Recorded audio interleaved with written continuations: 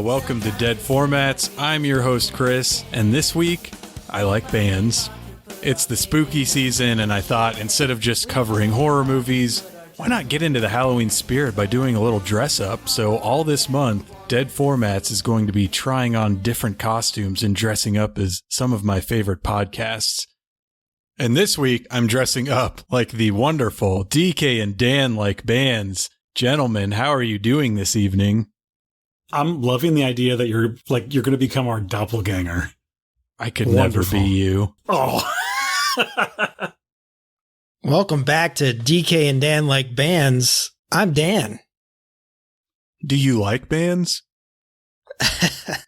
Well, we're not specifically talking about a band tonight, so... Yeah, that's true. But for anyone that listens to this show, you've heard these guys. You've probably even heard both of them talk about their show, DK and Dan Like Bands. But seeing as how we're dressing up as their podcast this week here on Dead Formats, it's probably important that the listener knows what all that entails. So tell us a little bit about your show.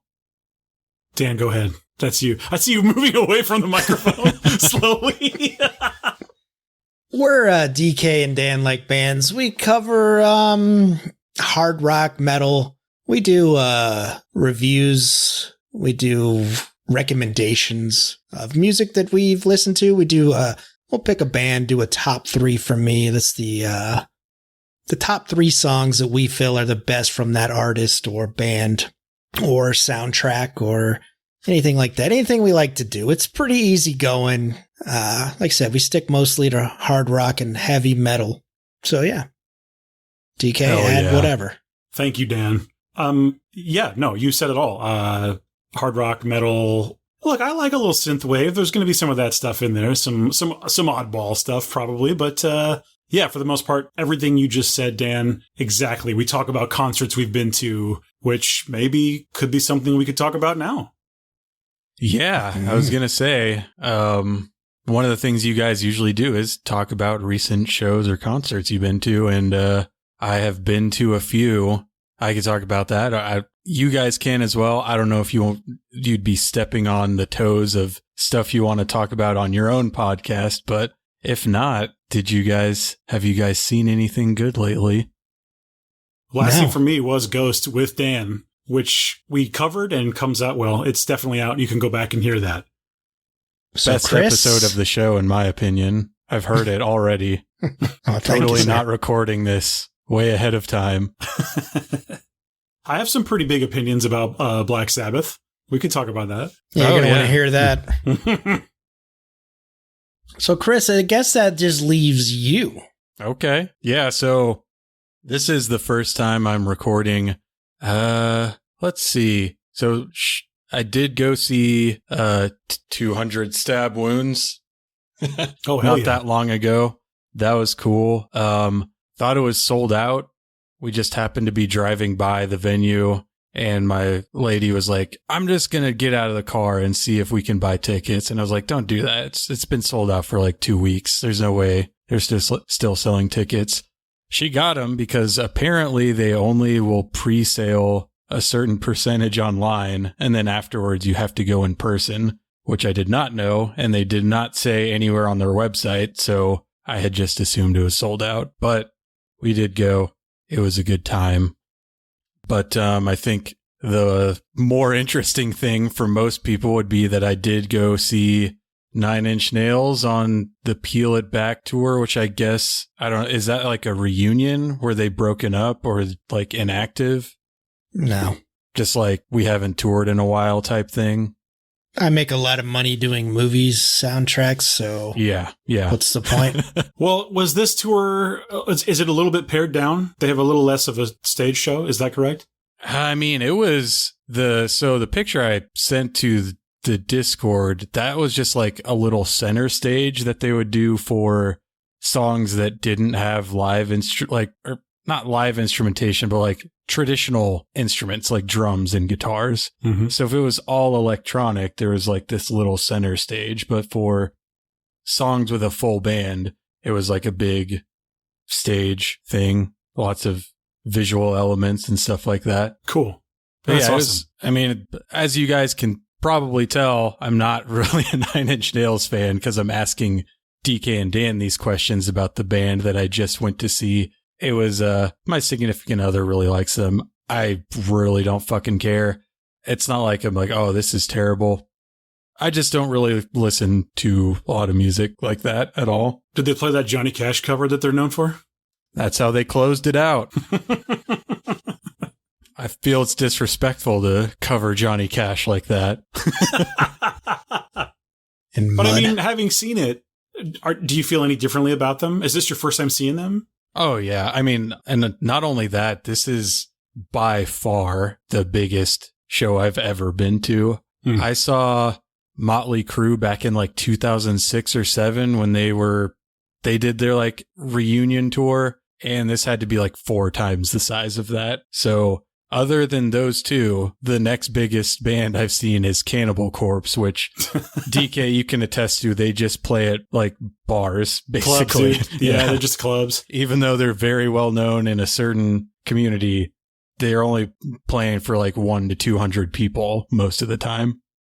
So that was an experience. I don't know. I mean, even if I did really like them, I feel like I probably wouldn't go because it's just, unless you have really good tickets, you may as well be watching a YouTube video of it. I understand that. Did he seem like he was into it? Well, that was one thing I wanted to ask you guys about, because the lady was like, I liked it, but they didn't play for very long. They played for an hour and a half. I don't know if that is short or long for a band of their size. I would expect at least 2. Was there an opener? There was. Okay. Well, if there's an opener, who was the opener, by the way? Some Noise? guy named Boys Noise. Okay. Sort of like industrial dance DJ. So stuff. when he came to in the middle, like the picture you showed us, he played those songs with Boy Noise or whatever he is. No, so He the didn't? Boys Noise dude was off to the side at like a totally separate DJ booth. Oh, really? The I thought DJ he was kiosk. I thought he was Yeah. in there with them. He might have been. I mean, it was so far away. Like, they're all just middle-aged. They're all just like dudes wearing all black. It's hard to tell. He could have been there. I don't know. I mean, from what I've seen, it doesn't look like old Trenty is.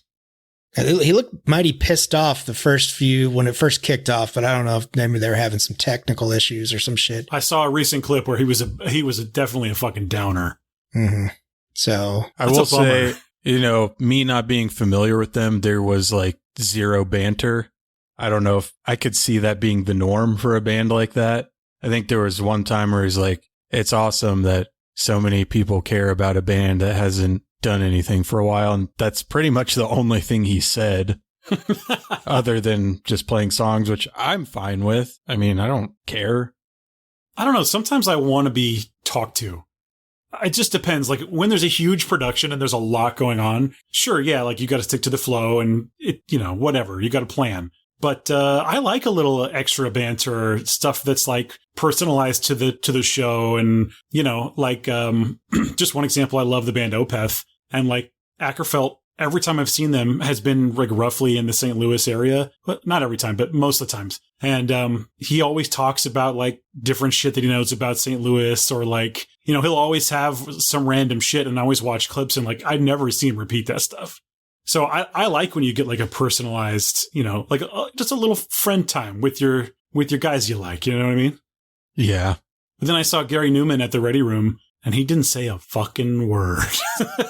It was a great show. It was amazing, but he had very little to say. They packed a ton of songs into a decently long set. It was kind of awesome, but yeah, I mean, there was not a big production or anything. He could have said stuff, but I think they played like 6 songs before he even acknowledged the audience. Hell yeah. Gary Newman's the man.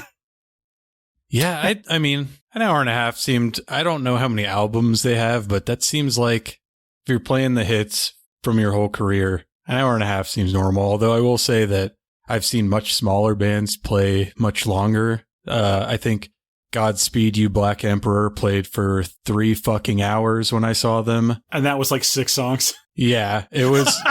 There's 4, guy, dude.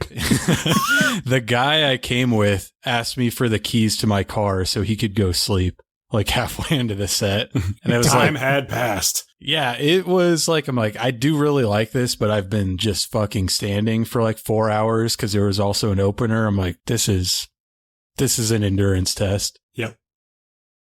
I've seen them twice. 9 Inch Nails. You went to Colorado, Chris? Was that the Yep. show you went to? Okay. Yeah, I looked at set list and I don't know. I wasn't super impressed. I didn't feel like I missed out on anything. They did the perfect drug, but I mean, did it have like any glaring omissions as a fan of the band where you're like, I can't believe they're not playing that? not really. I mean, I'm a weird guy when it comes to set lists, so I don't want to hear the hits really. Like a few, I guess. I don't need to hear Closer. I don't, you know what I mean? But no, dude, there's no way they walked out of there and didn't play Closer. I don't think they played it the last time. Riot. The last time we seen them, I don't think they played it. That's insane. At the Chevettes or whatever, I think. And Bones, correct me if I'm wrong when you hear this.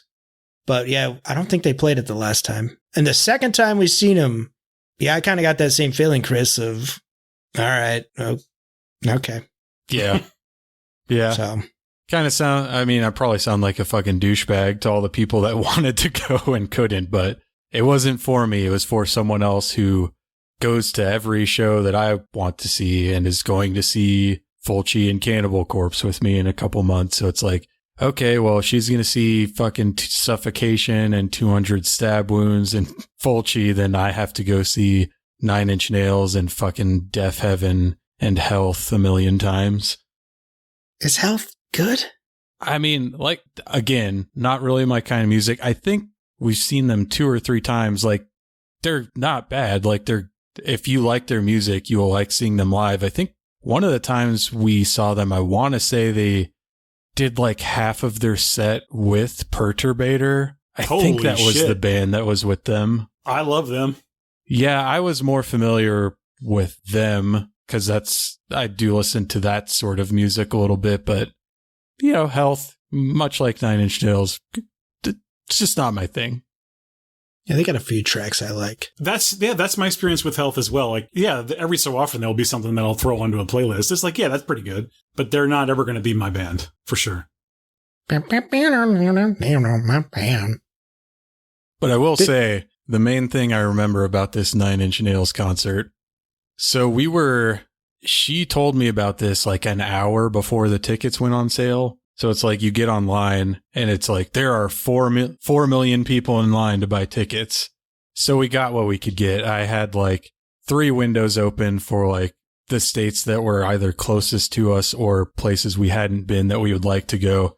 We were pretty much in the nosebleeds, which is fine because like they were only $80. So, but the music starts. We both stand up, and about a minute later, I feel a skeletal white hand on my shoulder, and I turn around and I see just some woman like doing this, asking me to sit down. Ugh. And normally, if this was a band that I really cared about seeing, that would have been a huge trigger point for me. Karens. But I wasn't fucking doing anything. Like, I am slightly above average height. I'm 6'1". I'm not like a fucking NBA player though. Like, so she's just like annoyed by my existence. Was this an employee or just a person behind you? It was just the person in the seat behind us. I mean, I get it. You're that far away and then someone stands up. You know, you want to see the show, but then they could just stand up, you know? Yes. They could have, but yeah, again, it's like, this isn't my thing. I'm just going to let it slide. I'm just going to sit down. I want my lady to have a good time. I can just crane my neck while I'm sitting. So it's fucking music, people. You're supposed to be standing up. You're not supposed to be. Oh, this isn't Japan. We don't sit down silently and politely clap after each song. That's all I'm saying. Eddie! Have you won the lady over on any of these crazy ass bands that you've took her to? I mean, she doesn't dislike it. It's kind of the way I feel about the music she's really passionate about. It's not like she hates it, but Does she listen to Fulci in her spare time? Absolutely not. Not yet. I think the only band that I can remember taking her to even somewhat recently where she really liked it is Batushka. And I think a lot of that has to do with the stage show and the pageantry. But yeah, she fucking loved that, as did I. It goes a long way. Yeah. My lady's a no-show. I took her to the Deftones one time with Incubus. She's like, never again. And I was like, this is like mild sauce, baby. Yeah, it really is. Yeah. But enough about fucking Nine Inch Nails. I just want to say that I was just so happy when you guys started a music podcast. Started rubbing my hands together. Finally, I have a way to talk about this thing that I've been dying to talk about for years. Jesus. Because this week, our dead format is Edward Furlong's music career. Finally, I can give someone else this disease. Yeah. So are you guys Edward Furlong fans? Furries? Dan? I think furries already has a whole subcategory. I'm taking it back. Okay. We'll see. I mean, maybe not music, but acting. You enjoy Edward Furlong movies. If you don't think Terminator 2 is good, I don't know what to tell you. I think we have some deeper questions to answer after we talk about this promo video and this album. But that's not what we're that's not the question, Dan. The question is, do you like Edward Furlong? Yes or no? As a person, I guess he's all right. I've read some things about his life in the last few years, and maybe it's fucked him up a little bit. Mm-hmm. So he tried. He's good in Terminator 2. He's provided entertainment for me through the years. Yeah. I know on 5 Day Rentals we've covered Brain Scan with the Trickster. So yeah, I like him as an actor. He's John Connor. So yeah, you guys still quote that semi-regularly. That's Buddies Forever. Yeah. That's Edward Furlong. Great room in that movie. Great kids room. DK. Yeah. Same. I like those movies. He's never been on my list. I've never had a poster of him on my wall or anything, but who didn't Until watch now? Well, yeah, I got one in the mail. Who didn't love again, just Terminator 2 is enough. He didn't really need to do anything else, but unfortunately he did. Yeah, so I rewatched Terminator 2 American History X, which I have a lot of thoughts on, but I might save those thoughts for another podcast recording where it might be more relevant. Started rewatching Brain Scan right before this. I don't know if I have anything for, Detroit Rock City. That's a great DK and Dan like bands movie right there. Mm-hmm. But yeah, he's fine, right? He's not overly bad. No, but he's also not mind-blowingly good. He's just he got it done. Yeah, a Pet Cemetery 2, that was a big one for me growing up. I watched that a lot. I think he does well in those sorts of roles like T2 and Pet Cemetery 2 and Pet Brain Cemetery. Scan. Sometimes Ed is better. Eddie. Hey, that's what I'm always saying that because I like the second one more than the first. I don't know if I can disagree with you. It's good shit. Yeah, it's pretty good. But, let's talk about this whole Edward Furlong music thing. This is something I have been obsessed with for 10 years. I don't know how I found it, but I found the cover song that he does on this album. And I was like, this is fucking gold. I tell people about it all the time. I sing it in my house all the time. But as many times as I have talked about this thing with people, nobody else has ever known what I'm talking about. I even looked at some list of the worst 100 times celebrities tried to make music, and he's not even on that list of 100. Nobody talks about this ever. You would think with all the weirdos out there like me, this is the sort of thing that would be dug up and talked about, but no. everyone except for me seems to be completely unaware of his music career. Do you think because it's 1992 and this is Japan that he knew it was never going to get back to the United States? Yeah, that was a thing back then. Any celebrity from like the 70s to the 2000s, you can find Japanese commercials of them because it was a thing. Like there's the one that pops to mind for me is always Charles Bronson's Mandem commercial. Yeah, hell yeah. And I think I forgot to send it to you, but there is an Edward Furlong Marichan hot noodle commercial, which preceded this. I thought you were going to say there's an Edward Furlong Mandem. And I was going to say, what now? No, that product had to have only lasted for a year. Forever in my heart. Yeah. But I think of the Schwarzenegger commercials. I don't think I've seen those. There's so many. That dude loves money. But yeah, and so in Mr. Furlong's actually quite in-depth Wikipedia article, this is all it says about his music career. Furlong recorded as lead vocalist a pop music album which was released in Japan in October 1992. The album was titled Hold On Tight and included a cover of People Are Strange by The Doors. That's all it says. I think it deserves its own section. Now, you sent us the YouTube link, which lists the songs, and I seen People Are Strange on there. I was like, yeah. Well, surely that's not The Doors. And I got to it, and I was like, okay. Jesus it sounds like Christ. I mean, I don't want to break the illusion or whatever. I don't want to spoil this. There's no illusion. But it sounds like terrible karaoke. The saxophone. Is there a saxophone in the original? I would doubt it. That's what I thought too. I was like, I don't know. I don't think there's a sax. Yeah.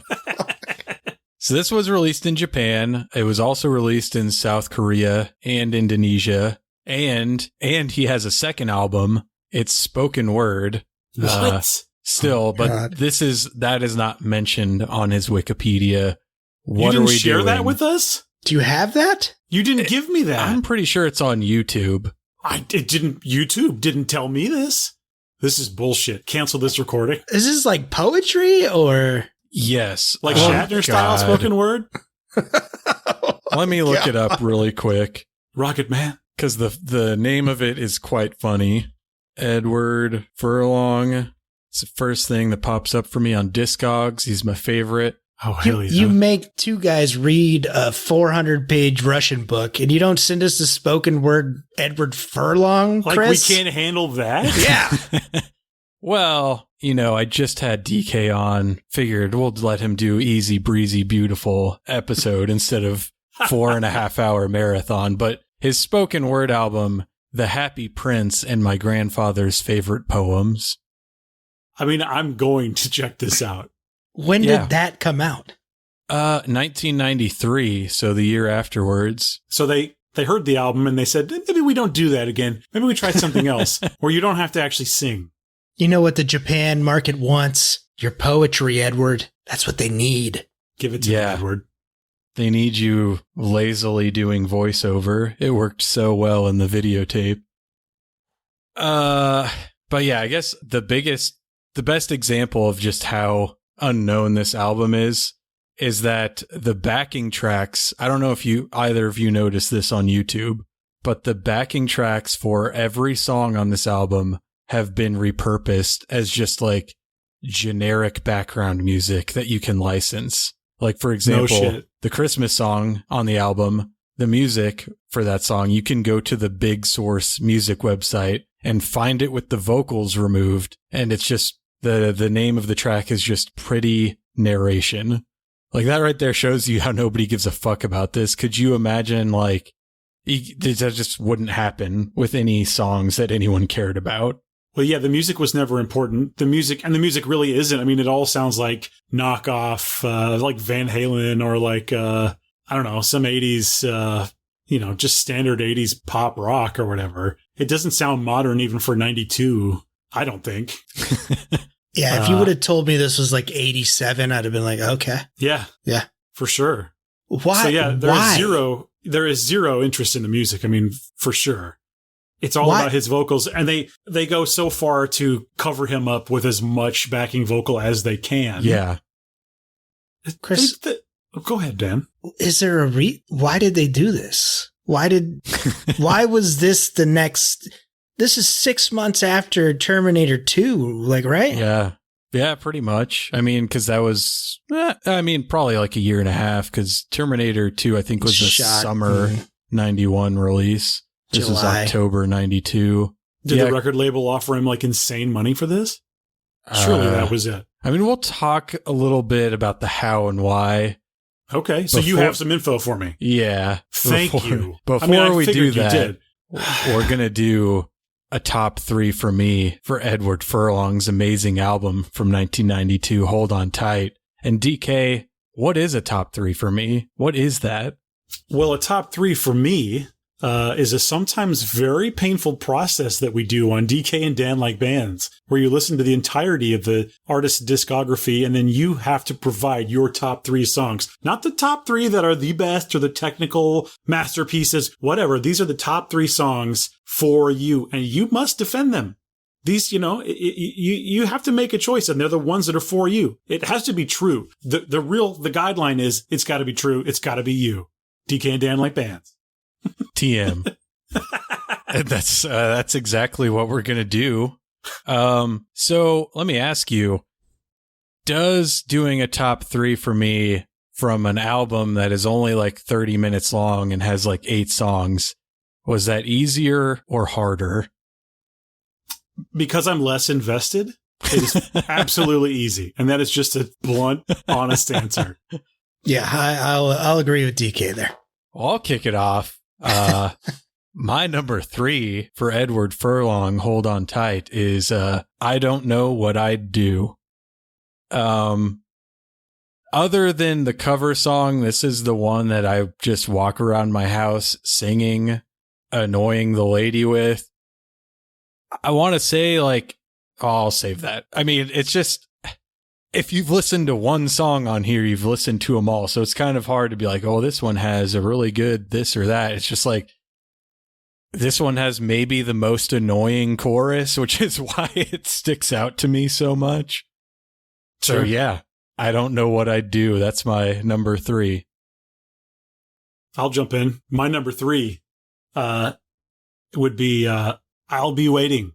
It feels a lot like Van Halen. It sounds like Jump. I think you can kind of hear it in there. And look, he's. Can you tell me his age when they recorded this? Is he like 13 or something? So 12, 13? I want to say he's born in 1977, so he would have been 14 or 15 when they recorded it. I didn't know when this was recorded, so okay. Yeah. 14, 15. He's doing his best. He's obviously not a singer. To be quite honest, like, shots fired.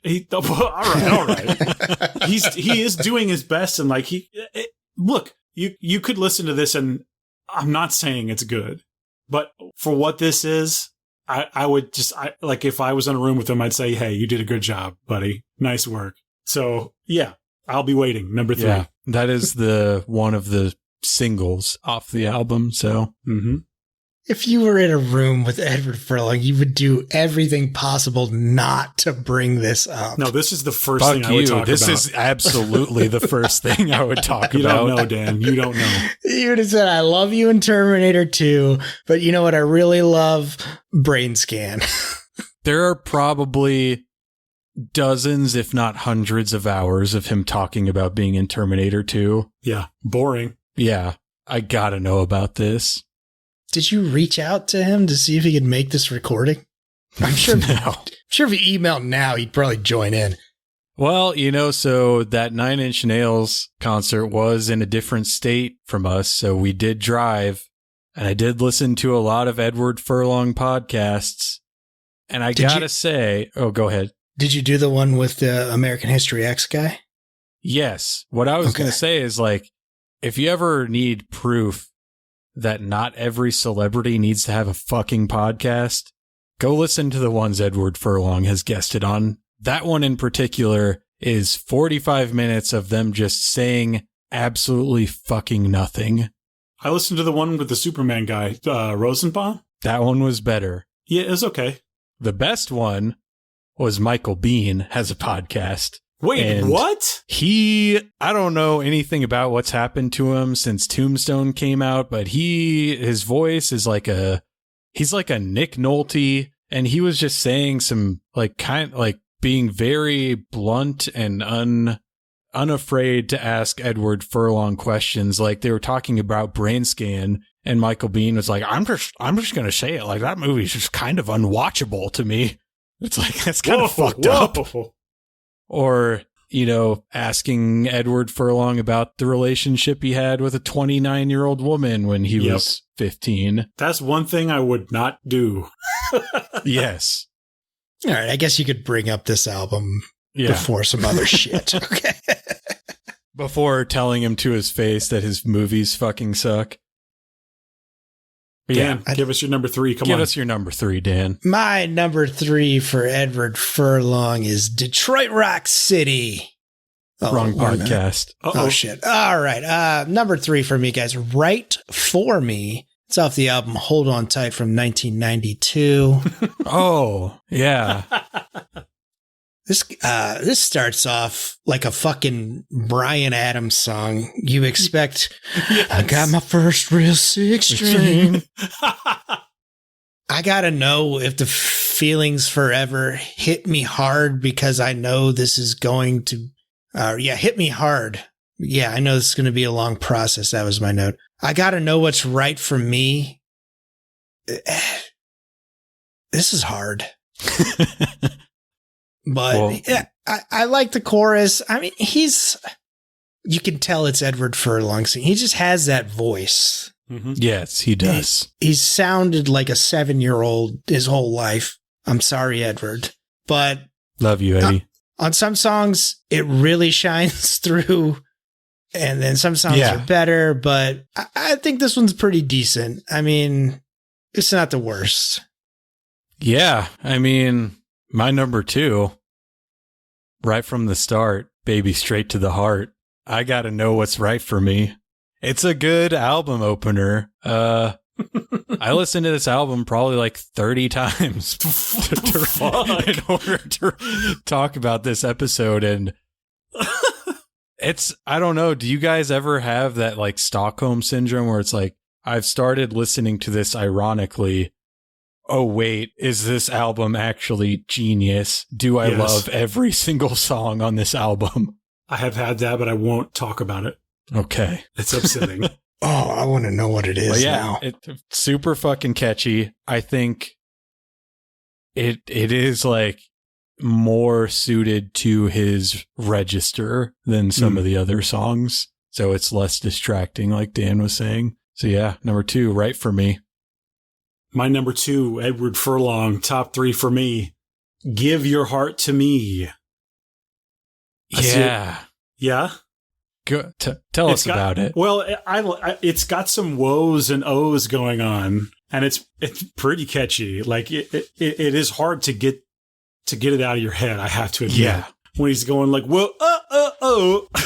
Yeah. I was going to say, every time this song starts up on the album, I'm like, man, I fucking hate this song because the verse is like quite annoying. But then once the I'm like, oh shit, this fucking rules. So I 100% know what you're talking about. Yeah. Fucking crazy. Anyway, that's it. That's it for me.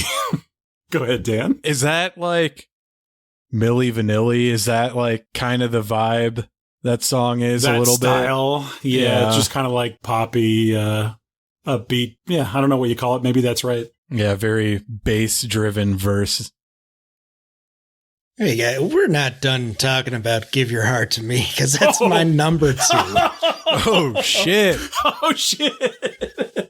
And what I came up with, I'm glad we mentioned all that. I came up with, this is a mashup between I Love Rock and Roll and the fucking Backstreet, or not the Backstreet, but New Kids on the Block. Yeah. But I guess be more of a timely reference. You're there. right. With those extra like background vocals and stuff too, like it does sound like there are more voices that you're supposed to be hearing, kind of like New Kids on the Block. You're totally right. Yeah. The right stuff, you know? You're absolutely right.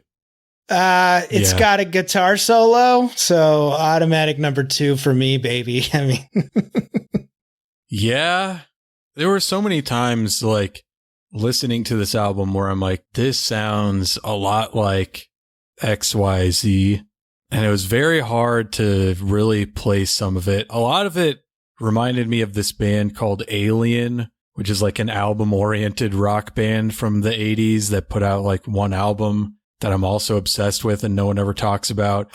But yeah, there's just so many like, this is very close to this thing, but then the voice kicks in. Yeah.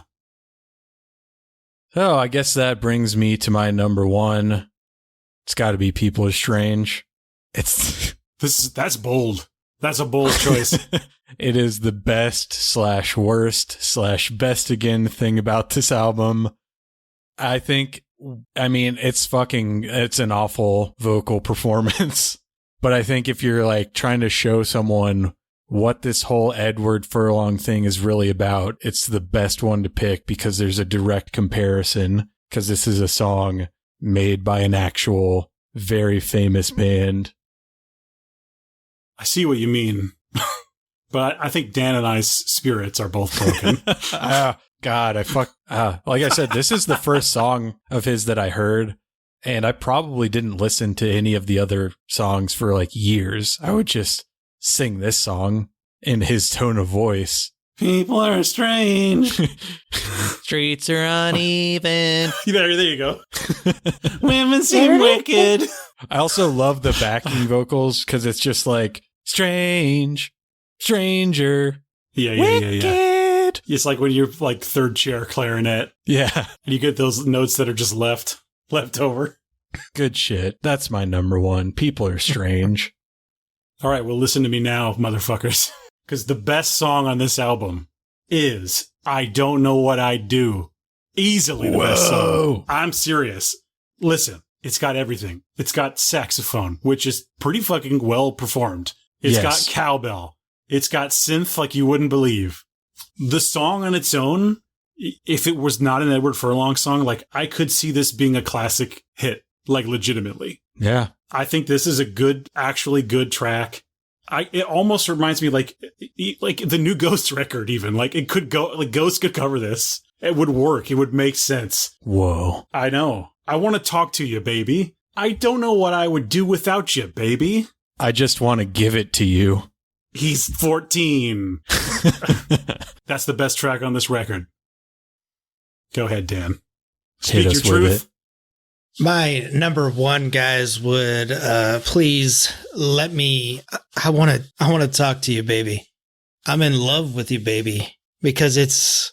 I don't know what I'd do. Fuck yeah. Fuck yeah. Yes, I knew it. Lyrically, it's hot garbage.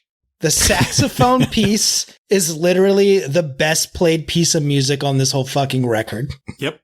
Yeah, everything else is. Yeah, I could see if you put a fucking like Michael Bolton on this or something, you might have a fucking legitimately, yeah, top 10 hit on the radio for 1987. But yes, I think it is the best song. I'm so happy we agree on this. Yeah. Hold On Tight from It's my number 3. It's a fucking good song. I sing it all the time. For me, People Are Strange is that was it's jarring. Yeah, that's where I started listening to him. So it's like, I gotta do it. But that was top 3 for me, Edward Furlong. Follow him on Instagram at Edward Furlong Official. Check him out at your next local horror convention because he seems to do a lot of those. Mention that you heard about him here. Yeah. Tag him. If he ever comes here, you better believe I'm going to get this shit signed. You have to. But so before we get into... Do you have the vinyl? No, I actually don't have the album. I just have the videotape, and I have... Whenever we take a pee break, I'll go grab it. It's like a CD single. It's actually very cool packaging, but don't have the album. I seen a Discord link or a Discogs link. Sorry. Yeah. So I almost clicked on it, but I was like, I'm not getting into that. You'll look at it on Discogs. One person wants this album, and it's Dan. I'm not spending $400 just to laugh. All right. Have 14, want 88. Low price of 12, high price of 75. And that's like the South Korean release, so that's probably more sought after than Japan. But I'm looking like 50 in shipping, though. The Indonesian cassette is probably, wow. Ideally, what format do you want this on? Vinyl, cassette? I would say probably cassette. I assume it got a CD release as well. Yeah, Japan CD, South Korea LP, Indonesia cassette. They didn't really sit on multiple formats within the same territory. How much would you be willing to spend on that? I mean, in order to answer that, I would have to look up how much I spent on the videotape to see what the going rate is for... I thought you were going to say, in order to answer that, I'm going to need to look up how much is in my bank account. But yeah, so before we get into the main topic of the night, normally on your show at this point, you guys would give out some recommendations of some new singles you've been listening to. So we're going to do a similar thing, but in the spirit of Edward Furlong, I asked you guys to come up with some recommendations for songs from celebrities turned musicians. I think I said they don't have to be new, and they certainly don't have to be good. So Dan, why don't you kick things off with your recommendation? All right. Yeah, a lot came to mind whenever you did ask this question.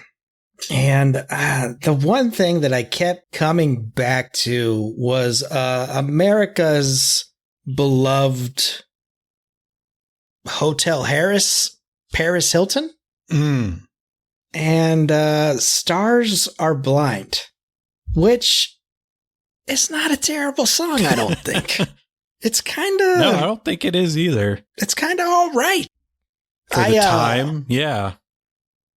I have an older daughter who kind of likes the poppier side of stuff, so I listen to a lot of Sabrina Carpenter. I think, Chris, you were saying you become obsessed with something and you start wondering, like, not obsessed, but you hear it enough and you're like, is this terrible or is this really good? And Sabrina Carpenter is one of those ones where I go back and forth all the time where I'm like, is this like the dumbest shit I've ever heard, or is this legit good? And a lot of the times I'm like, she's pretty good. She's pretty good, guys. But yeah, the Paris Hilton song, I've heard it multiple times and I'm always like, who is this? And my wife's like, this is Paris Hilton. And I'm like, oh, okay. So that was the one I thought about whenever you asked. And I was like, let me throw that one on there because I enjoy that song. So she got me. Yeah. When you sent this, I was like, I remember her having a music career at that time, but I didn't remember any of her songs. I was like, I didn't think I had ever heard it, but then I listened to it and I was like, oh, fuck, yes, I do remember this. It's just been 20 fucking years since I've heard it.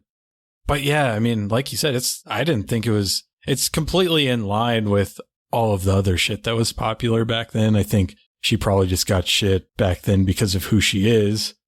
The song is whatever. Who she is? You mean Paris Hilton, the star of House of Wax? It's true. I mean, come on. EGOT, baby. She does it all. Was she terrible in that? I don't think I ever watched it. She dies pretty soon into it. I think she's in the first 30 minutes or so. Really the original is good though, right? I watched it like really drunk in a hotel room, like kind of recently. So I don't remember if it's good or not. Like I want to say it's like just kind of in the middle. The last time I saw it was also in a whole hotel room. But yes, Dan, the original is good. It's fucking awesome. Yeah. So Paris Hilton, I guess look into her. I think she DJs a lot now. I think so. I don't know if she's performing. I mean, I'm sure she is, but I know she does DJ spots and shit like that. Recently adopted a child. I don't know. We've all seen the sex tape. What? Yeah. Yeah. It's no One Night in China, I'll say that. That's a different podcast. It's called 5 Day Rentals. DK and That Dan like episode porn. literally. Hey, all right.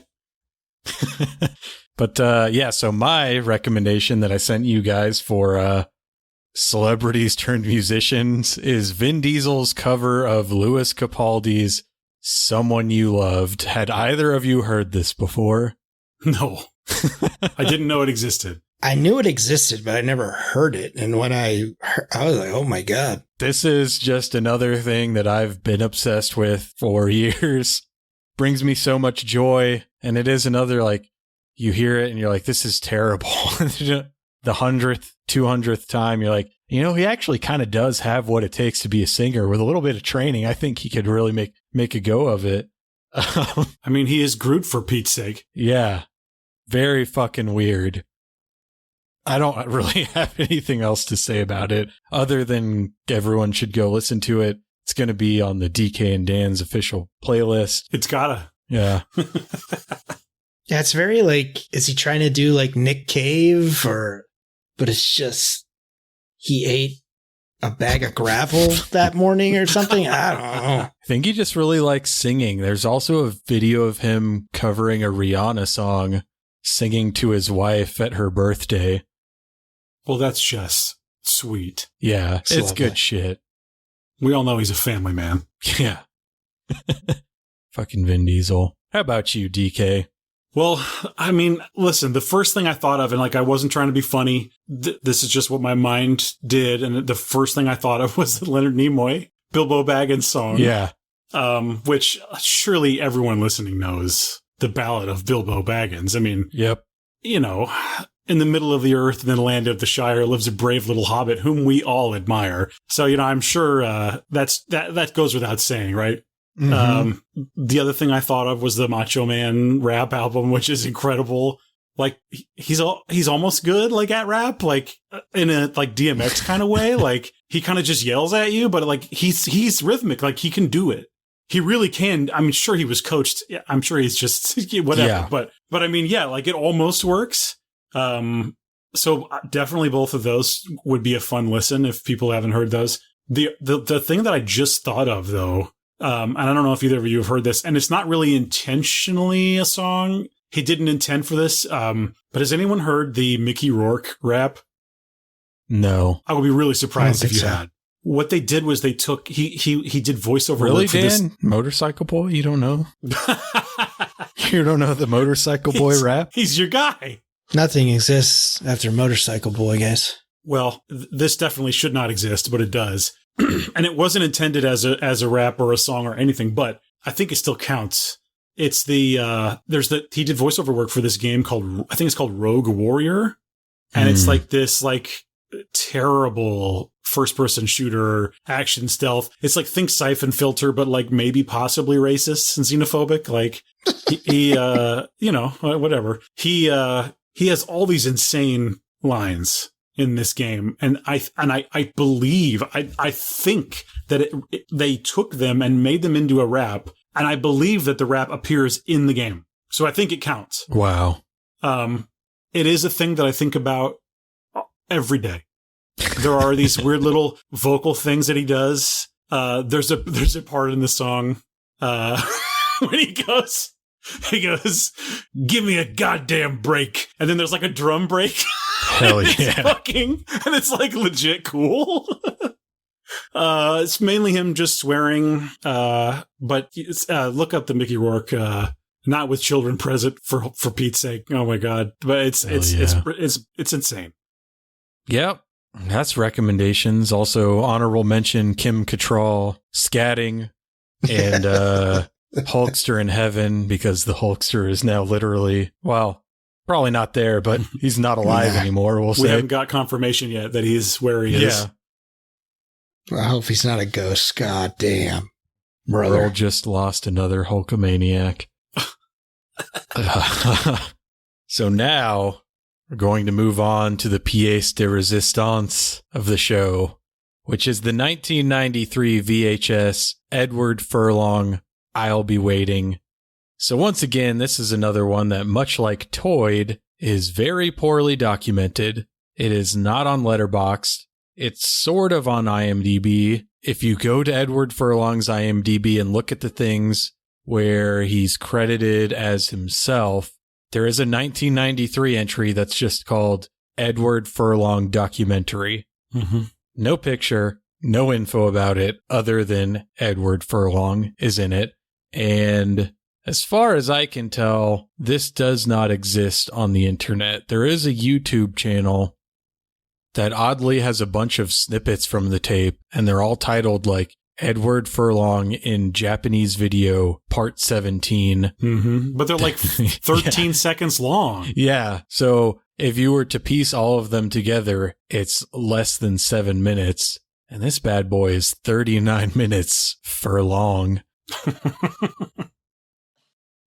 So let's talk about this. This is basically an idol image video for Edward Furlong, something I talked a little bit about in the episode covering Miracle Bunny 1 and 2. Basically, idol culture in Japan centers around stars, known as idols, that are sort of idealized, multi-talented celebrities. They are not all necessarily singers, but I think in the West, that's what we're most familiar with. But, are you going to show this at a theater? Oh, I wish. Would you? Legitimately, would you if you could?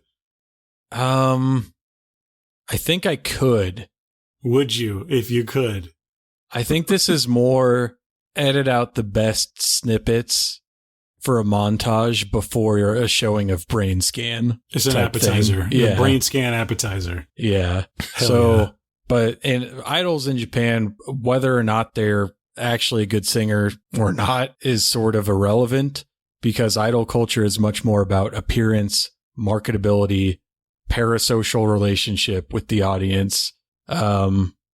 So I guess now that you guys know that singing ability has nothing to do with an idol's popularity in Japan, this album is probably making a lot more sense to you now. I guess. I don't know. The documentary does not give a whole lot of context, to be quite honest. It has no direction. It has no, here's what we're going to do today. It just starts, and it's just behind the scenes clips of stuff that who would care? I don't know. I mean, I guess that's the point. Teenage girls. I guess that's the point. Yeah. It's like, back then you have a crush on Edward Furlong. This is a way to vicariously hang out with him for 39 minutes. He kisses you through the glass of a fucking Denny's. Yeah, so I tried to find like some specific terms or information about this, because one thing I don't listen to idol music, but the times that I have come across it, a lot of it is like, sounds like, to me at least, they are intentionally singing off key to give the impression of like, I'm young and innocent. So it's kind of like, oh, well, we found the perfect idol because he just fucking sounds like that naturally. I didn't know that aspect of it. Do you tie this? Would this have anything to do with like the recent like K-pop phenomenon that is going on currently? Yeah. So, I mean, K-pop, all those bands, BTS and all that, those are idol groups. I think the reason that it finally broke into the mainstream in the West is that like they can actually sing. So it's like, yeah, they're a group of however many good looking guys, but we also made sure that they can all sing, or at least we can auto-tune them to make them sound like they can sing. I don't know if auto-tune had been invented in 92. Now, I've seen the movie Perfect Blue. Is this that? Yes, absolutely. Hell yeah. But so he has like Edward Furlong, his acting debut, 1991, T2, Judgment Day. Already talked about it. Biggest film of the year. Even over here, he was a huge teen idol, being on like Tiger Beat magazine and all that shit. He's a kid that's had a pretty troubled childhood, to say the least. At that point, he had already run away from home. His aunt and uncle, who appear in this video, were his legal guardians. And I wasn't able to find any direct quotes about this, but in the podcast I listened to, he did makes some sort of oblique statements about this time in his life and how the adults around him maybe didn't always have his best interests in mind when they were guiding his career, which that's a tale as old as time in Hollywood for child actors. And so that is partly how we wind up with this videotape. The other part, in a 1995 article from the LA Times, Furlong's lawyer at the time, William Skurziniarts, is quoted as saying, Eddie is rather sensitive about the fact that he did that. He doesn't want to offend the people at the record label, but it was his guardians who were gung-ho about his singing career. He's embarrassed. He thinks his voice is awful. Fair. I think you can tell that in the video. It kind of seems like he doesn't want to be there. Yeah. And so none of this is like making fun of Edward Furlong and like, oh, look at what a dipshit he is. He can't sing. Because there's a huge difference between a 13-year-old kid being immediately thrust into like mega stardom and being put up to this by people that are supposed to be looking out for him, and Corey Feldman being in his 50s and just making terrible music and thinking it's awesome. Yeah, let's be clear. You cannot blame Furlong for this. Not at all. He's doing his, I mean, when I watched the documentary, there are parts of it like, I don't know, I need a little bit more context because some of it seems kind of sinister. They're just carting him around. Yeah. They're shoving him into vans. He has to do photo shoots. He has to do these crazy interviews where there's a language barrier. He has to do all this. He's jumping through all these hoops because they're telling him he has to. So there is definitely like a grim vibe. And so much of the footage seems like amateur footage kind of, and it just seems like, it feels a little gross to me. Almost child abusey. Yes. Yeah. Almost. Yes. Okay. Because I got agree. the same vibe. It was like, I shouldn't be seeing him coming out of a room talking about is it his cousin or his uncle? His uncle. He's like, oh, you got something on your eye, and I don't know, and just him eating Wendy's and shit. We'll get to that. Yeah, so that's one half of the equation. The other half of how you get here is Joey Carbone. He is a composer, producer, and session musician who at the time was tapping into Japan's obsession with idols and producing albums for young American actors to be marketed overseas. Most notably, he did this for Alyssa Milano, and by the time Edward Furlong's Hold On Tight comes out in Japan, Carbone had already produced 3 Japanese albums for Alyssa Milano, one of which was certified platinum. Yeah. And so he also, later on, there were albums by Ariana Richards, who was I think her name is Lex, the little girl in Jurassic Park, did an album with this guy.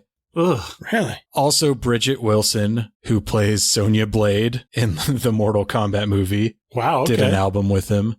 Without the Immortals? Yeah.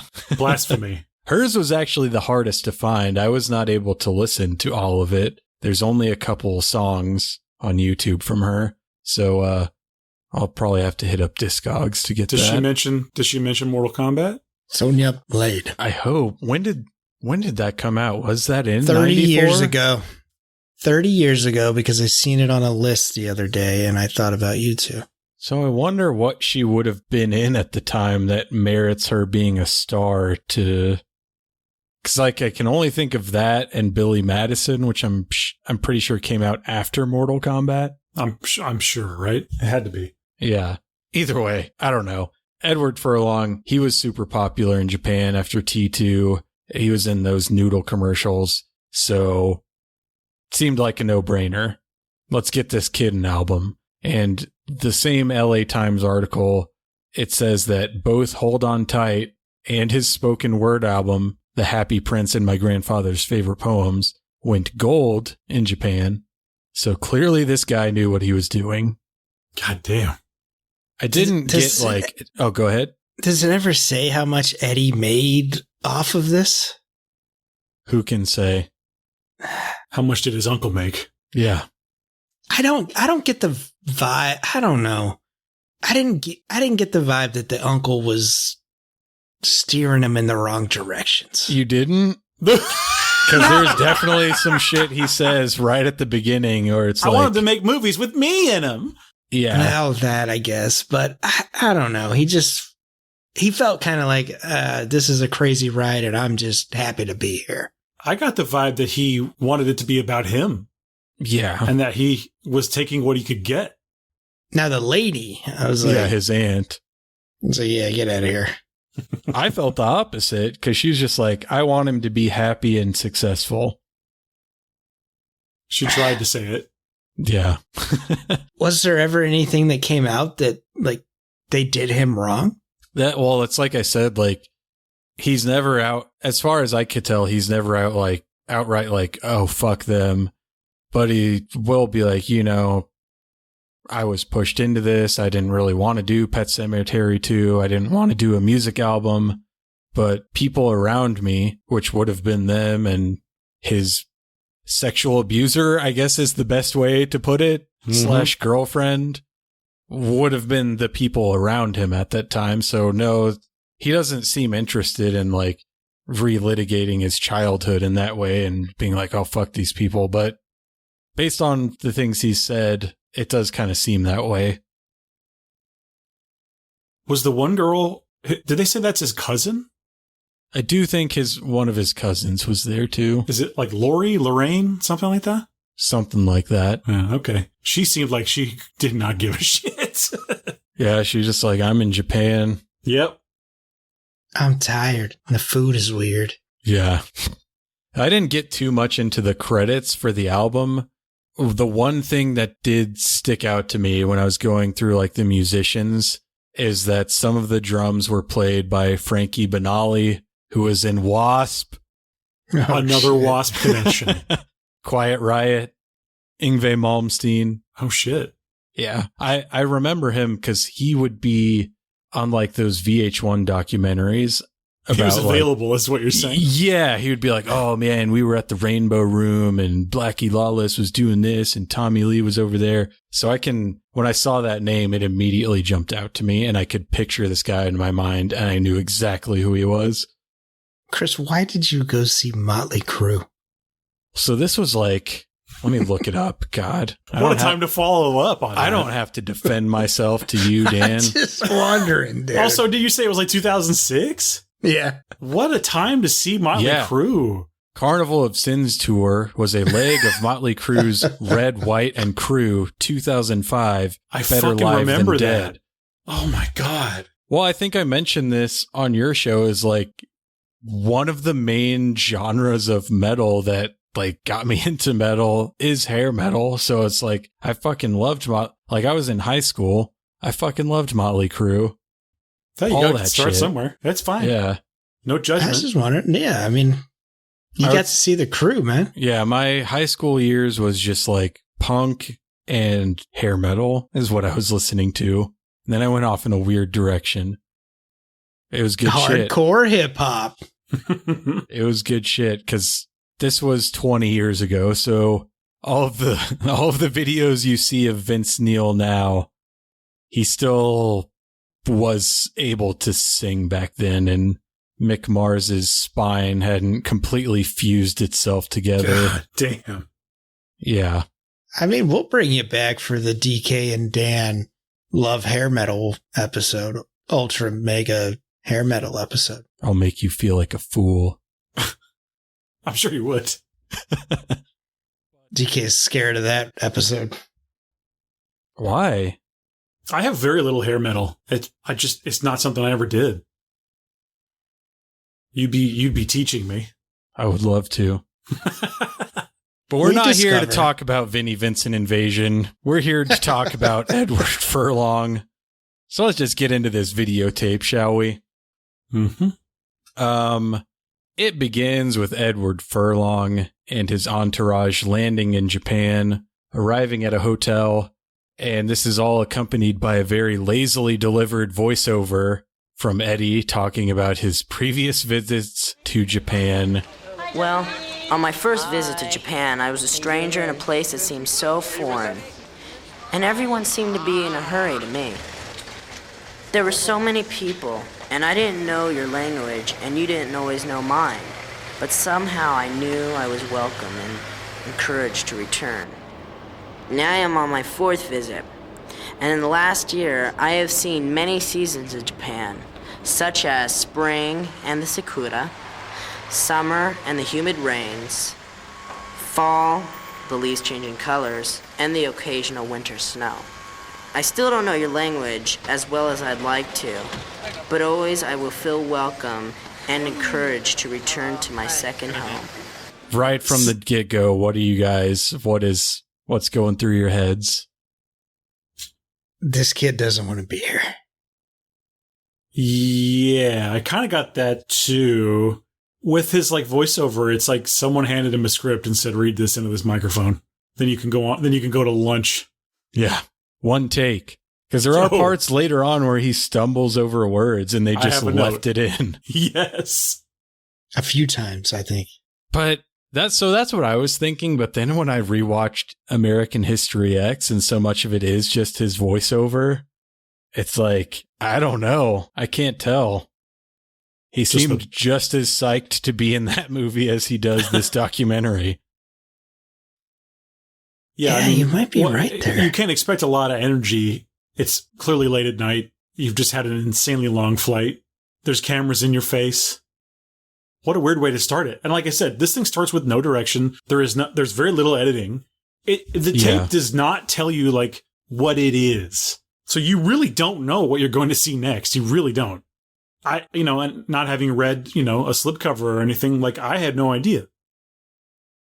I don't know. Well, looking at the back of the tape, it says, he's cool, smart, sweet, handsome, kind, intelligent, cute, sexy, shy, and funny. Yes, he's my hero. So that's the context. And let me actually just open this up and show you guys that along with just the videotape, comes with this. Oh my god. Oh, a headshot? A headshot. And on the back, it's made to look like it's an actual photo. But Incredible. That text just says Edward Furlong. Incredible.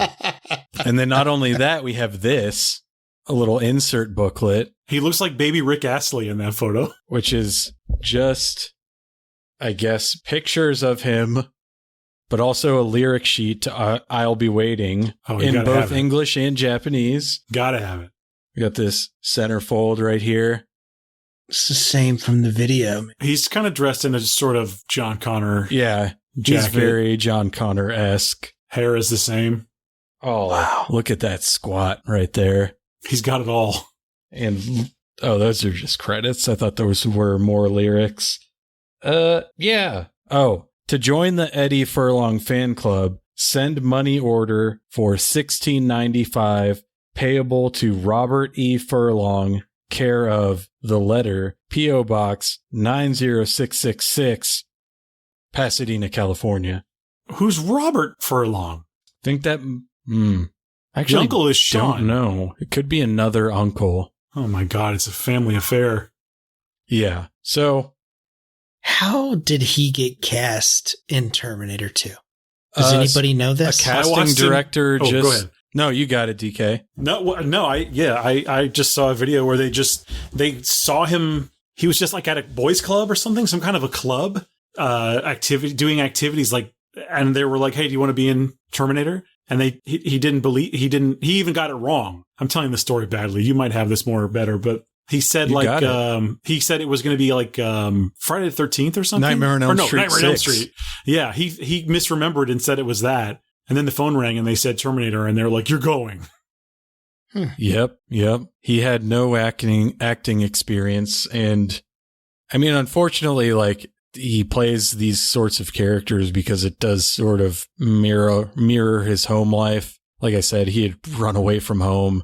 His mother had addiction problems, so was absent from most of his childhood years, as I understand it. She was replaced with a Terminator, so I understand that. I think his biological dad died when he was 2. So I think it's tough. Yeah, he told a story about going into audition for Terminator 2, and they asked him to do the scene of him working on his dirt bike and telling his stepmom to fuck off. And he was like, I had just run away from home, so I knew exactly how to play that. This is, I'm trying not to be a downer, but it's very interesting to see. I don't know. Like, you see Terminator, it's the biggest thing fucking ever. It's still brilliant. Yeah. And then you kind of follow that path, which just sucks because there's so many other like kid actors that have done the same fucking path, you know? So I don't know. Yeah, it really sucks to start with Terminator 2 as your first movie. Like, really, that's working against you for the rest of your life. Yeah. To start with such success.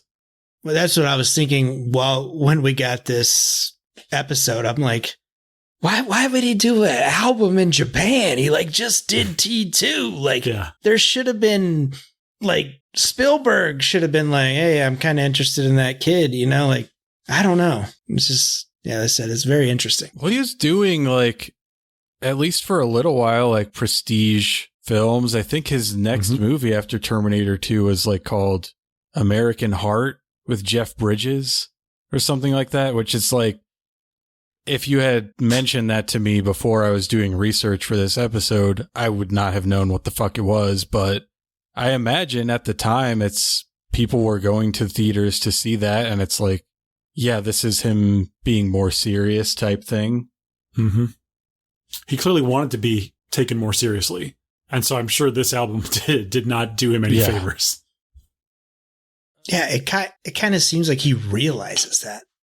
Like with the questions that come up in this video. I mean, he does kind of say those things later on. So the next day, Edward goes to a fan meet and greet at a restaurant called Anna Miller's. You guys ever been to an Anna Miller's? Nope. Have you? No, I haven't. So apparently this is a restaurant chain from Hawaii that became pretty popular in Japan for a time. The last Japanese location closed in 2022, and there is only one left in Aiea, Hawaii. They're famous for serving American food and homemade pies. Basically, it's Perkins, is what I got. Makes sense to do your little meet and greet at a Perkins. Yeah, but like Perkins like 20 years ago before it turned to shit. Their food's fucking terrible now. I have not been in about 20 years. It's so bad. I remember hey, we might not talk about gas stations. Let's talk about Perkins.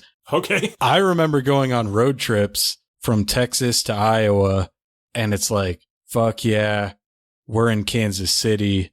The big boy that used to be here is closed, but this is the first Perkins we've seen in 500 miles. Let's go to this Perkins, get some French silk pie. It's going to be fucking awesome.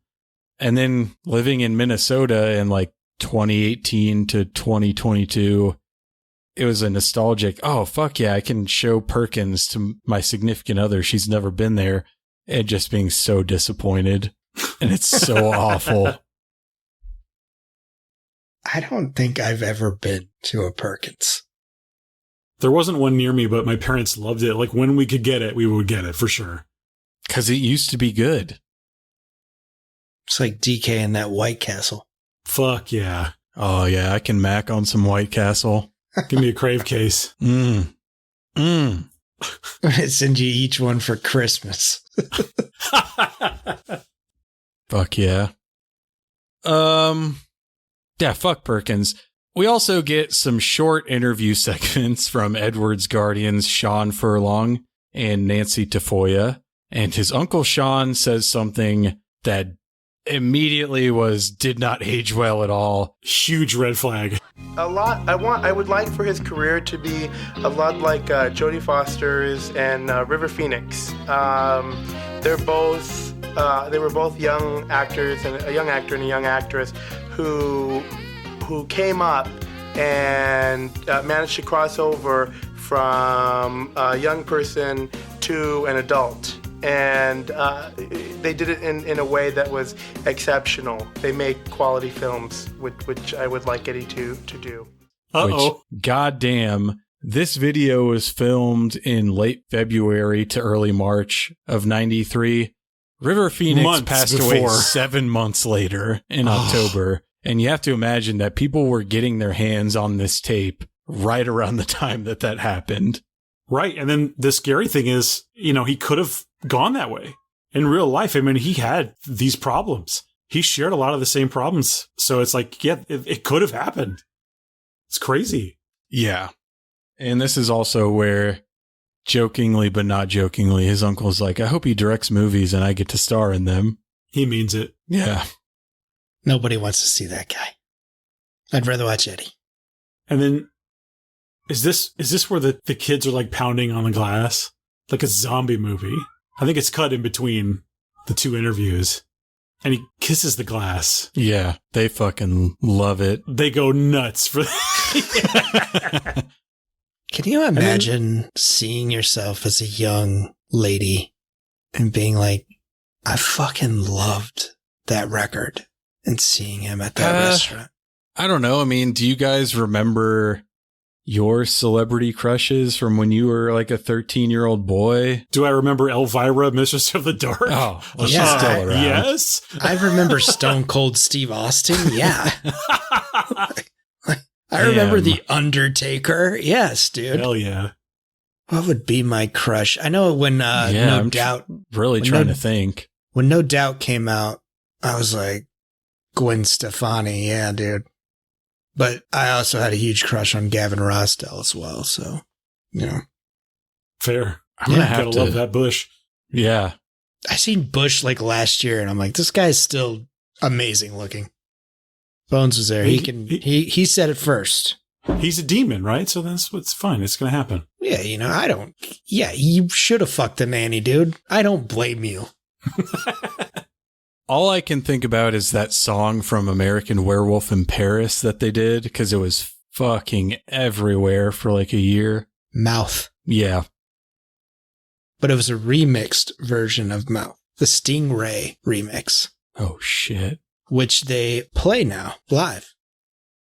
A Razorblade Suitcase is one of the like perfect no-skip records that might be a hint of maybe an episode of what you'll get on DK and Dan later down the road.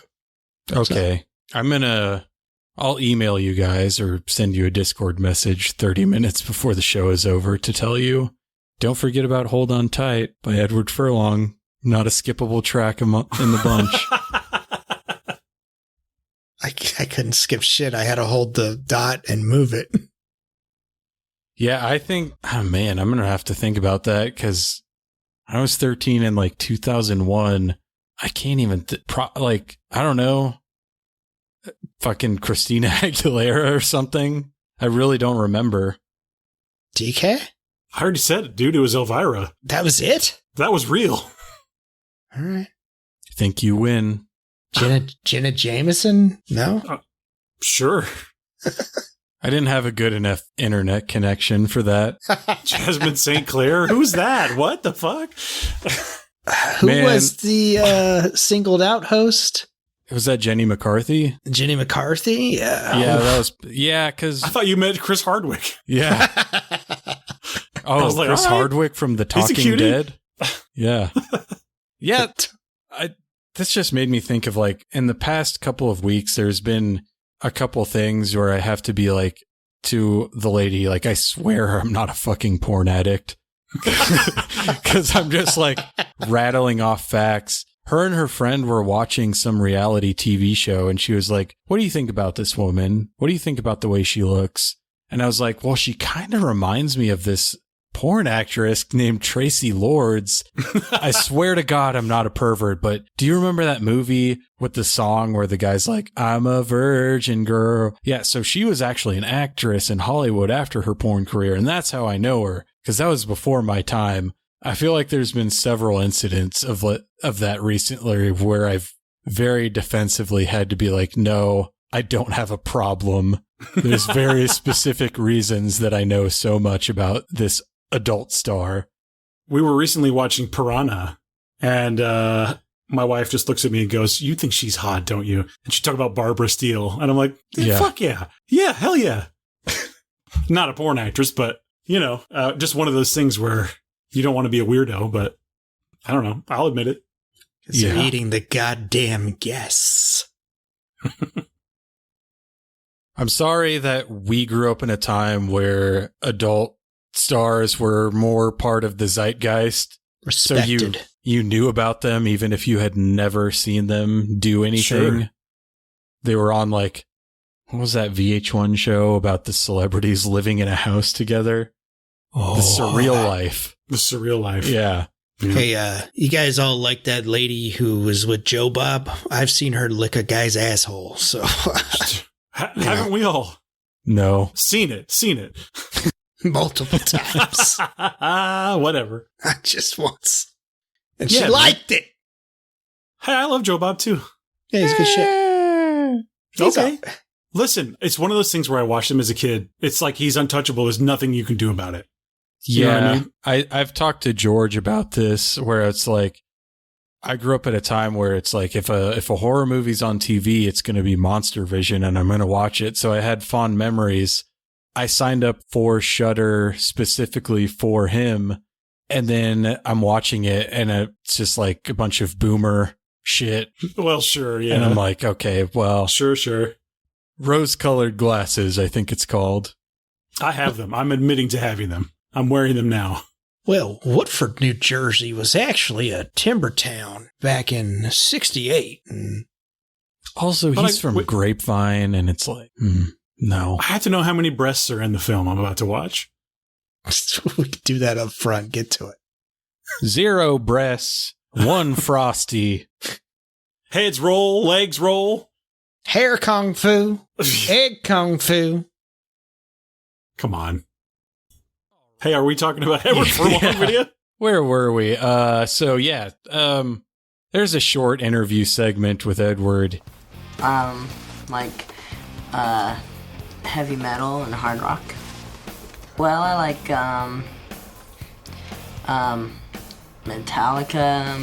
Metallica. I like, Iron Maiden. I also like The Doors. Dan, you and Edward Furlong are basically the same person. You know, people are strange.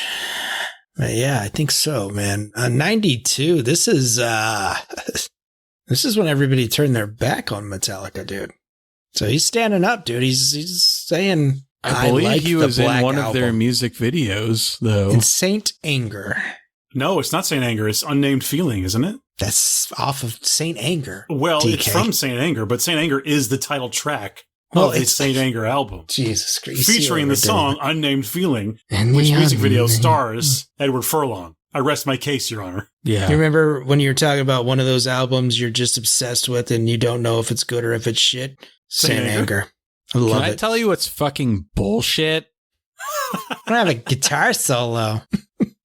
I will say I don't like or care about Metallica, but I've seen that several times. Some Kind of Monster. Sure.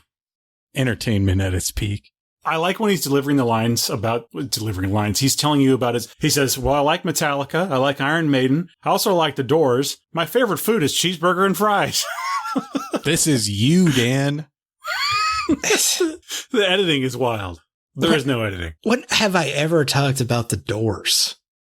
You don't have to talk about them. It's We just kind of implicit. know. Yeah. You guys Are you think I'm a Doors seafood? guy? Are you a seafood vegetarian? Very 90s turn of phrase right there. Can't believe you think I'm the Edward Furlong of Friends. Hmm. Not that successful. Yet. Yeah. And much like Dan, Edward Furlong goes on to give some conservative talking points about how Japan is a great country because it's so safe, and in America, people can't walk the streets at night. He's got some big balls shitting on America and then wearing that shirt, dude. Yeah. Have we mentioned the shirt? I don't think it's been described. No, not yet. Looking like Garth Brooks. Exactly. It is an American flag, Button up. button up, yeah, long sleeves, and he wears it proudly. Hell yeah. We get some footage of Edward doing a photo shoot set to his song When the Sun Goes Down. He eats a Wendy's Frosty. He Hell plays yeah. air guitar with a violin. Someone irons his tie for him while he's While he's wearing wearing it. it. Incredible. The greatest thing is it has to be his uncle or whatever zooms in on it later, like 2 minutes later, to be like, it's not wrinkly anymore. And he's like, look at it. Unbelievable. Yeah, it's fucking great. We get more interview questions asking him about school. I didn't catch this, but while I was watching this for the second time out of 3 times that I watched this with my significant other, she was getting so pissed because he kept using the phrase do school or do gym. Yeah, I get it. Whatever. But he's like, yeah, when I do school, I don't do the subjects every day, but every Monday and Wednesday I do school, and sometimes I do gym. This is the scene where my wife said he is an energy vampire. Like Colin Robinson from What We Do in the Shadows. He has, as you said, weaponized boredom against you. This video can damage you if you're not careful. You can go so many ways, yeah. You watched it 3 times? How many? Did you have 3 different feelings at the end of it? No. Feel like every time I was like, man, that was kind of boring and fucked up. Spoilers. Yeah. I watched it twice, Dan. Same here. And both times I was like, I think I need to call Child Protective Services, but he's like 50 now. And next, we get an awkward radio interview. The DJ talks to Edward about a fast food restaurant called Yoshinoya and also forces Edward to phonetically repeat a phrase in Japanese while they're live on the air. Edward takes it really well. Like, this is what I was saying earlier. Like, this is stuff that I would have such a problem with, and it's got to be so stressful. No wonder he made some of the choices that he made. Like, this shit is crazy. Like, people forcing him into all these things. He has no control over what his life is doing at this point. I mean, clearly. That would suck. I would leave that and go, I'm never doing that shit again. And I bet they made him do it a ton more times. Yeah. And the guy's like, oh, you were eating there. Oh, celebrities don't eat there. Ugh. And Edward's like, bro, I eat fast food. I'm not healthy. I don't give a shit. I kind of like that, actually. Yeah. He's a cool kid. I would hang out with him now. I saw his jacket. Yeah, hell yeah. Collects laser discs. Mm-hmm. Yeah. He's like if me and Dan fused into one person. We love the Doors. Okay. We love laser discs. If you could have a laser disc of Jim Morrison or Val Kilmer as Jim Morrison in the Doors, watch out. Had that ready to go. There's actually a shout out to Karan because there's a point where I walked into a room and he was watching the Doors and he fast forward where Jim Morrison, Val Kilmer, is walking through the desert and he looks up and he's like, caw. And he did that like 6 or 7 times and laughed his ass off. We get a segment where Edward is wearing the aforementioned American flag button-up shirt while someone off-screen says random words and Edward does word association and half of his answers are just sex. Okay, maybe not half, but more than should have been. Good. Hey, I literally wrote them all down. Oh, God. I have them. Give it to us. Just the answers are crime, fans, boring, fun, peaceful, sexy, fun, crash, earthquake, plane, getting close to being an adult, almost get to drink, fun and pool, sex, sex again, bad sex. Okay, I think I see what you mean. Boring movies, fun, sad, good sometimes, sucks sometimes, peaceful, lets out a lot of stress, horrible, good, pretty, UFOs, gross, fun, balls, oh, wars, stupid. Good sometimes. Yourself, myself. Yourself, myself. Stupid. Beautiful. That's like when you did the Chucky chant. Out of body experience. Just channeling that Furlong. I'm going to memorize that. Bad sex. Yeah. He's 14. What? Guess he's in Hollywood, though. Yeah, that was another thing about the Michael Bean podcast. He was like, so how old are you when you fucking lost your virginity? And they start talking about it. It's... Why is Bean asking him that? Dude, like I said, I don't know anything about him. He kind of seems like a scumbag. Just based on this one podcast I listened to. Damn. Which is disappointing. Yeah.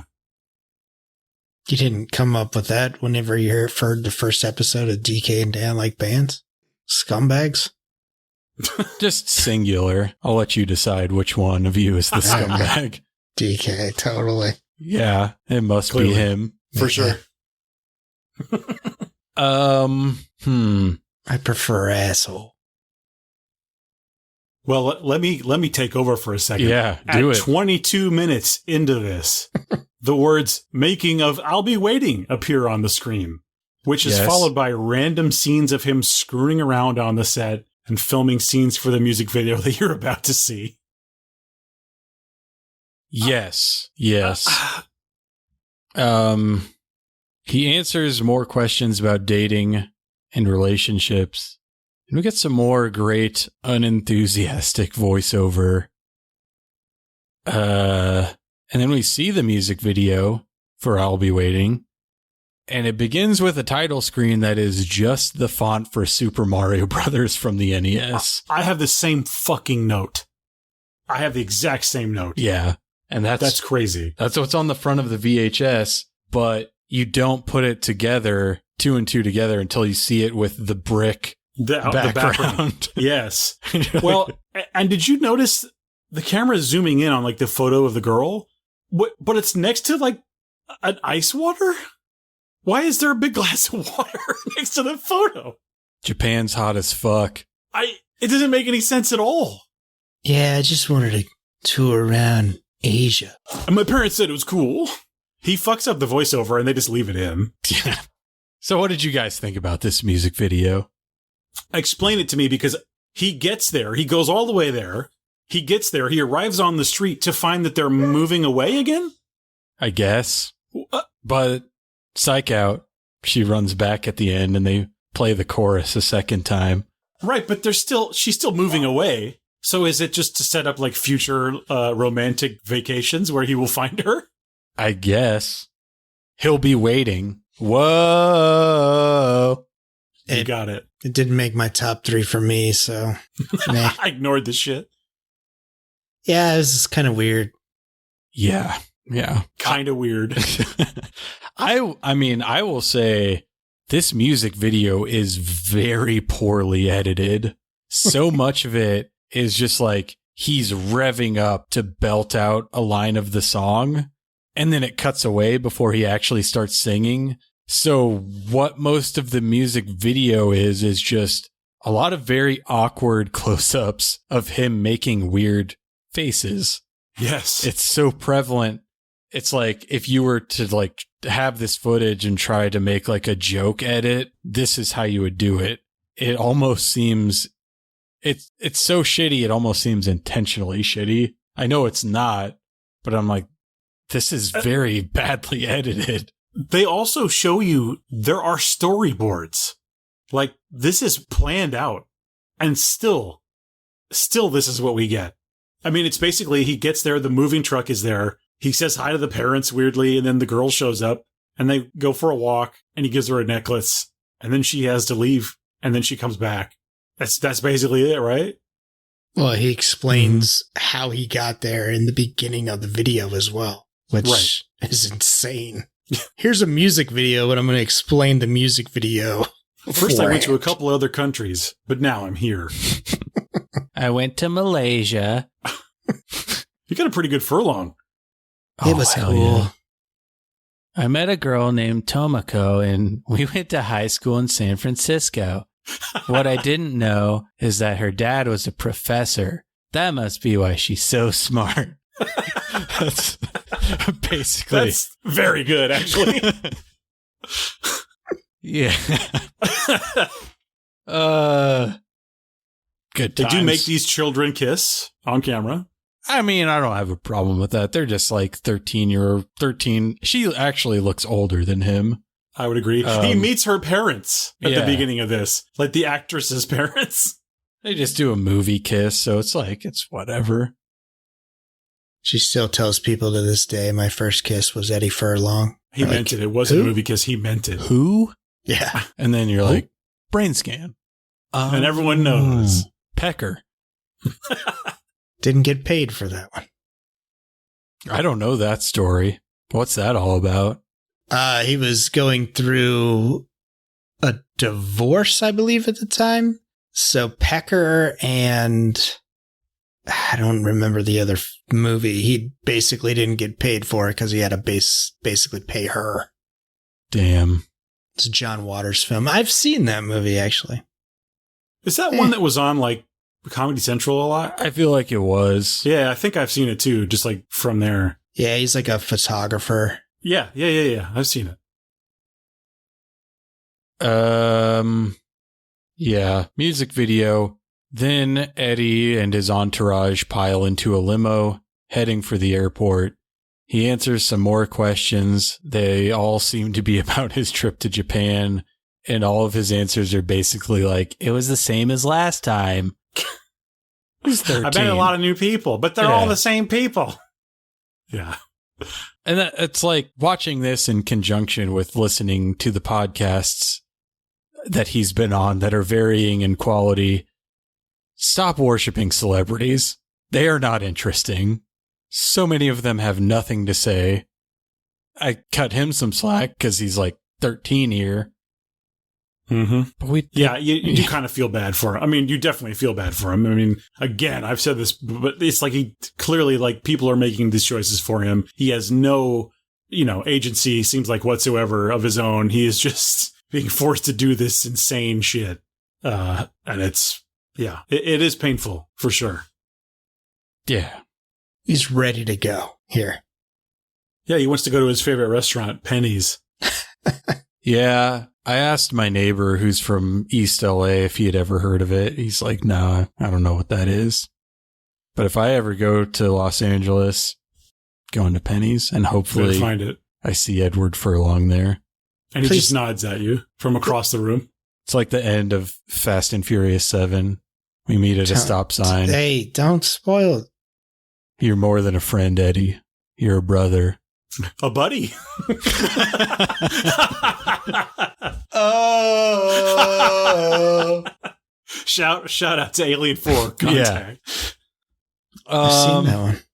You haven't seen it? No, I have seen that one. Okay. It's wild. They're all good. We got to talk about the voiceover. Yeah. So as Edward's plane takes off, we get probably the best voiceover of the entire video. It starts off with him saying some shit like, Future. The future is almost impossible to see. I mean, you can make plans, but you never know if they're going to work out. and it was really giving me like Tim and Eric universe sketch vibes for a minute. But then at some point, he says, when I get older, I want to direct and maybe write. I also want to do what I can to help hunger, homelessness, and AIDS. Yep, he says that. It's just a ridiculous thing for a 13-year-old to be saying. And it also, the punchline is underscored by the subtitles that this is subtitled in Japanese, but then it's just like in English, you just see the word AIDS at the bottom. Yep. And then it ends with like a montage of like photos, right? Mm-hmm. It's like he's hosting SNL and it's constantly about to come back from commercial. That is an awesome way to put it. Goddamn, can we get the Eddie Furlong SNL episode now? Musical guest, Edward Furlong. Damn, I wonder. He would host and musical Did guest. He ever for sure. host? Okay, thank you. He was I do remember, wasn't there like a Toonces the Cat skit with him in it? You might be right. But was I don't think he was the host though? But I feel like he's been in it. Yeah, he appeared as John Connor in a sketch featuring Linda Hamilton, who was the host that evening. Makes sense. Mariah Carey was the musical guest. Promotional tie-in with T2. Fuck yeah, I gotta watch that Toonces. Yeah, I gotta see all of that. I'm gonna watch the whole episode. All right, listen, Eddie. They want you to host SNL, but we just have to be in Japan that week. There's no way we can do it. We gotta record your spoken word album. I wish Bones was here so he could tell us like the entire cast of SNL in 1991. I have no idea what was going on back then. We'll get a random Discord. I just want to point out that I always wish Bones was here. Love you, buddy. Fuck that guy. No, he's all right. He's one of the good ones. Yeah. That's it. Montage of his pictures while It's Christmas Time from the album plays. Oh, look at this beautiful mini CD single. Yes. What song is this? It has Hold On Tight, When the Sun Goes Down, and Hold On Tight instrumental version. You said, can you hold that up again? Look at that picture. But look at this fucking, God, Japan. That's what I was going to ask you about. Look at this. Yep. That's what I wanted to know. Exactly. Mini CD. Wow, I miss a mini CD. Yeah. The fucking beautiful. rules. But, thoughts, gentlemen. Edward Furlong, I'll Be Waiting. The Idol video from 1993. Look. Last time I was on here, we talked about alien contact, and I said, if you're thinking that what we're saying might make you want to try to read this, I'm telling you don't. I'm saying the opposite on this one. If you're thinking that what we're saying might make you want to see this, you should see it if you can. It's wild, and you'll find little things to delight you. Yes, it's weird and sad, but like he's okay now, all right? But it is definitely worth looking at. The album is worth listening to for a fun time. It is something that I will be referencing and remembering forever. So as always, I thank you for involving me in this wonderful thing. You say that like it's a crime, involving me in this. Yeah. Thank you for implicating me in this Edward Furlong videotape. Yeah, I think I'm going to have to echo DK there. I think it is worth a listen. I think if you got to listen to one track, I think you should listen to People Are Strange.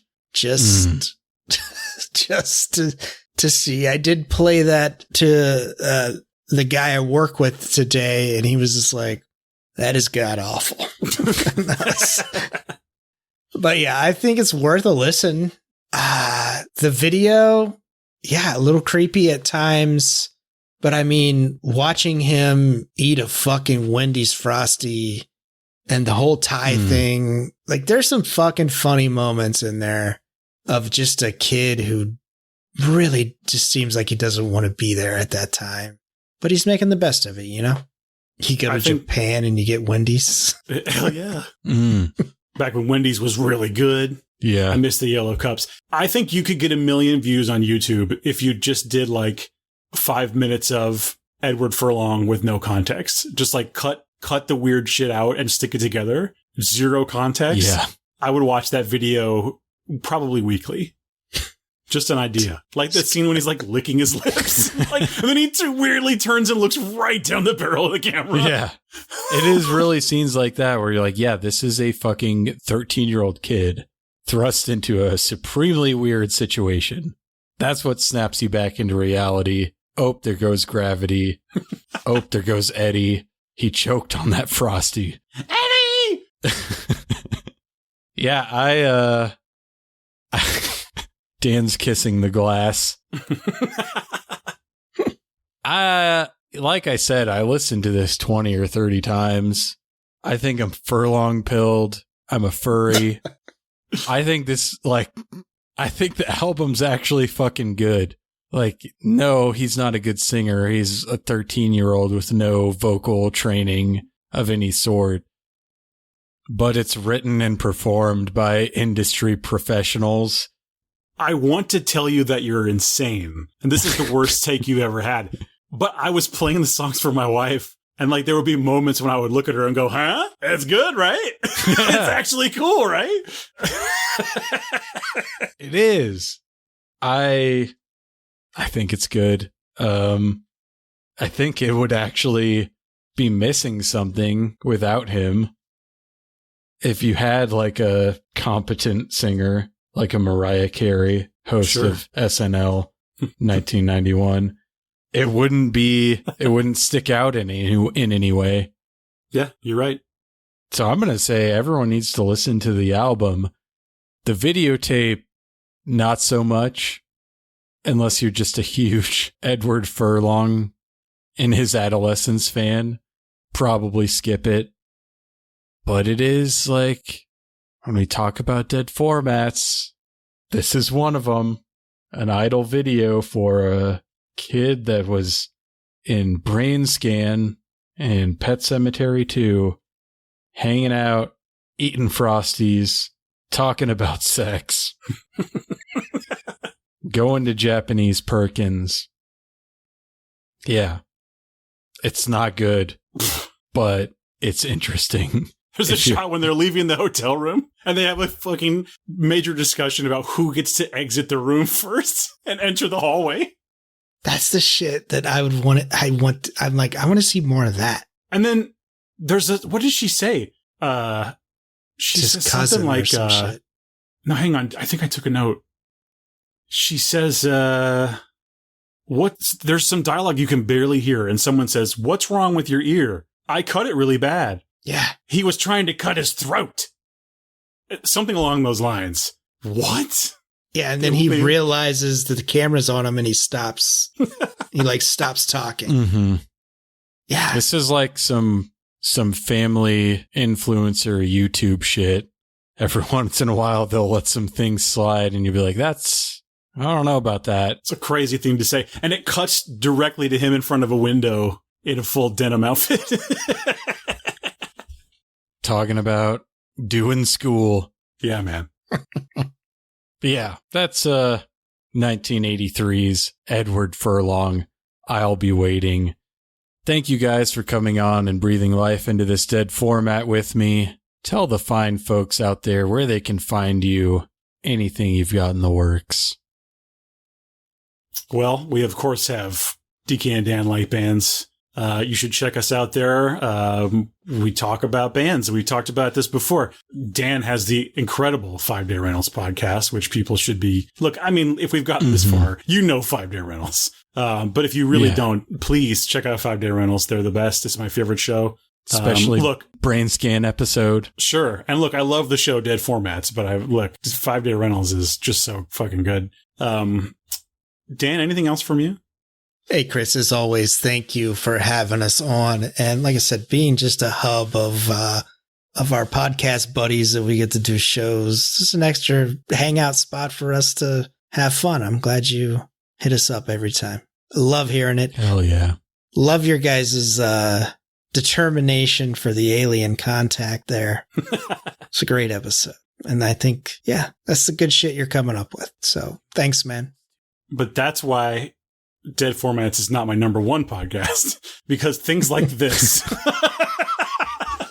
We'll have some more book stuff next season, likely again with DK and Bones, but DK probably has a pretty good idea.